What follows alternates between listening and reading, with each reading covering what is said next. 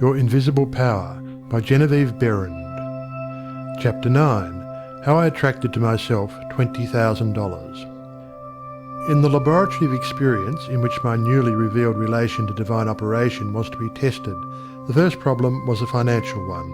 My income was a stipulated one, quite enough for my everyday needs. But it did not seem sufficient to enable me to go comfortably to England where Troward lived, and remain for an indefinite period to study with so great a teacher as he must be. So before inquiring whether Troward took pupils, or whether I would be eligible in case he did, I began to use the paragraph I had memorised. Daily, in fact almost hourly, the words were in my mind. My mind is a centre of divine operation, and divine operation means expansion into something better than has gone before. From the Edinburgh lectures I had read something about the law of attraction, and from the chapter of Causes and Conditions I had gleaned a vague idea of visualizing.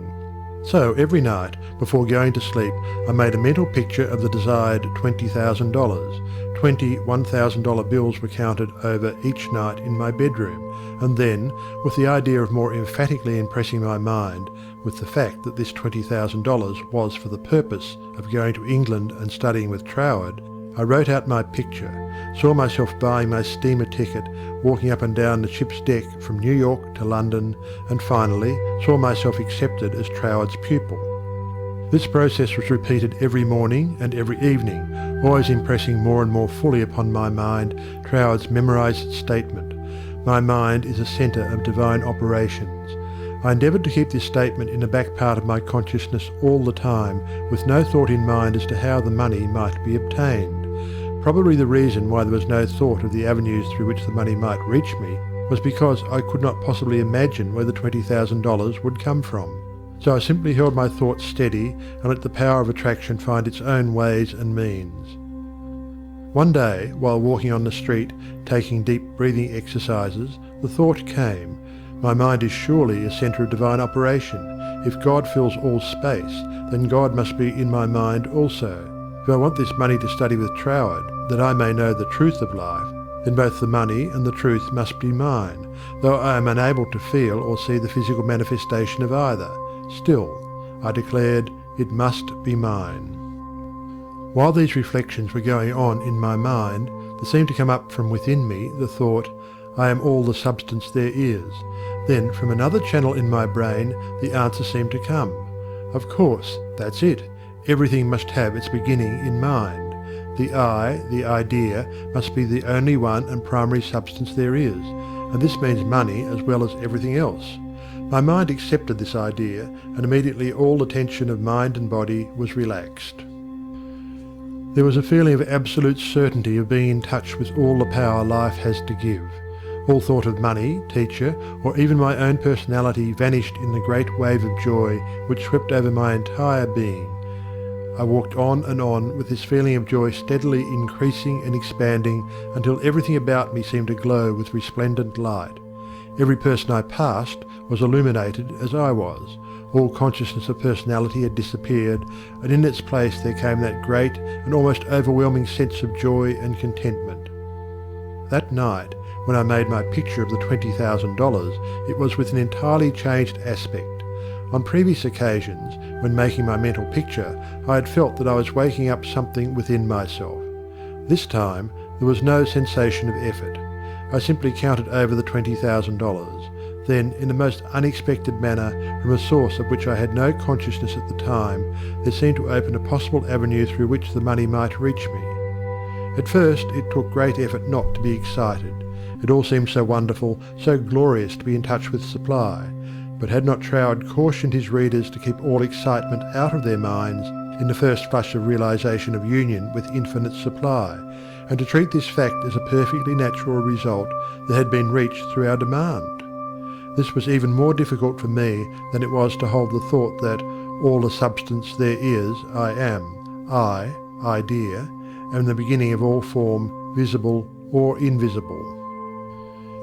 Just as soon as there appeared a circumstance which indicated the direction through which the $20,000 might come, I not only made a supreme effort to regard the indicated direction calmly as the first sprout of the seed I had sown in the Absolute, but left no stone unturned to follow up that direction by fulfilling my part.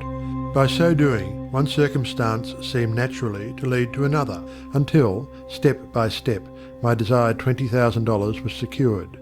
To keep my mind poised and free from excitement was my greatest effort. This first concrete fruition of my study of mental science as expounded by Troward's book had come by a careful following of the methods he had outlined.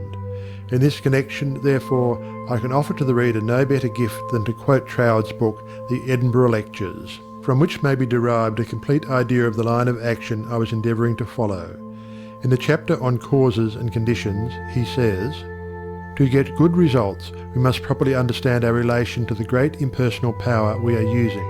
It is intelligent and we are intelligent, and the two intelligences must cooperate. We must not fly in the face of the law expecting it to do for us what it can only do through us, and we must therefore use our intelligence with the knowledge that it is acting as the instrument of a greater intelligence, and because we have this knowledge we may and should cease from all anxiety as to the final result. In actual practice, we must first form the ideal conception of our object with the definite intention of impressing it upon the universal mind. It is this thought that takes such thought out of the region of mere causal fancies, and then affirm that our knowledge of the law is sufficient reason for a calm expectation of a corresponding result, and that therefore all necessary conditions will come to us in due order. We can then turn to the affairs of our daily life with the calm assurance that the initial conditions are either there already or will soon come into view. If we do not at once see them, let us rest content with the knowledge that the spiritual prototype is already in existence, and wait till some circumstance pointing in the desired direction begins to show itself. It may be a very small circumstance, but it is the direction and not the magnitude that is to be taken into consideration. As soon as we see it, we should regard it as the first sprouting of the seed sown in the Absolute, and do calmly and without excitement whatever the circumstances seem to require, and then, later on, we shall see that this doing will, in turn, lead to a further circumstance in the same direction, until we find ourselves conducted, step by step, to the accomplishment of our object. In this way, the understanding of the great principle of the law of supply will, by repeated experiences, deliver us more and more completely out of the region of anxious thought and toilsome labour, and bring us into a new world where the useful employment of all our powers, whether mental or physical, will only be an unfolding of our individuality upon the lines of its own nature, and therefore a perpetual source of health and happiness, a sufficient inducement, surely, to the careful study of the laws governing the relation between the individual and the universal mind. To my mind, then as now, this quotation outlines the core and centre of the method and manner of approach necessary for coming in touch with infinite supply. At least it, together with the previously quoted statement, "My mind is a centre of divine operation," etc., constituted the only apparent means of attracting to myself the $20,000. My constant endeavour to get into the spirit of these statements and to attract to myself this needed sum was about 6 weeks, at the end of which time I had in my bank the required $20,000. This could be made into a long story, giving all the details, but the facts, as already narrated, will give you a definite idea of the magnetic condition of my mind while the $20,000 was finding its way to me. End of chapter 9.